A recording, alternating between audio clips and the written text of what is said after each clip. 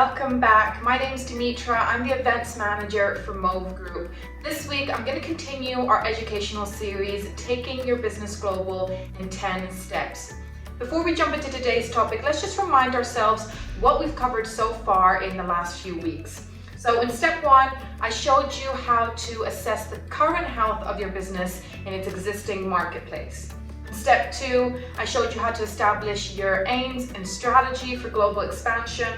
In step 3, I spoke about the importance of learning more about your chosen country of expansion and its local marketplace. In step 4, I taught you how to build a strategy and timescale plan. In step 5, I showed you how to carry out a cost analysis. And finally, in our last video, in step 6, I explored the key financial and banking considerations of expanding into a new market. Today, in step 7, I'll give you some guidance on where to focus your legal research when familiarizing yourself with local law. Although operating internationally will undeniably broaden your organization's horizons, ignoring potential legal red flags will impact compliance and can lead to penalties and damage control further down the line. Your venture will run far more smoothly if you arm yourself with a working knowledge of your target country's legal landscape. This brings us to our first area of focus, visas and immigration. Ensure that the plans for your worker comply to the letter of the law. Check your worker's nationality, the activities that are permissible on different types of available visa, and the types of visa that your local entity can support. Also, consider the amount of time that the individual will be in country, along with any entries or exits that may be required for things such as home visits and business trips. Next, let's talk about employment law.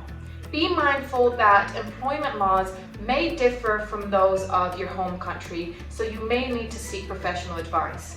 Most employment law experts frequently have to step in to assist businesses that have terminated an overseas employee in accordance to the labor laws of their home country, not realizing that they've actually unfairly dismissed that employee. And then it's often the case that that individual returns with a lawsuit. Next, let's talk about service level agreements, or also known as SLAs. On the subject of partners and suppliers, you have to ensure that you have watertight SLAs in place for any local providers that you take on, legal or otherwise.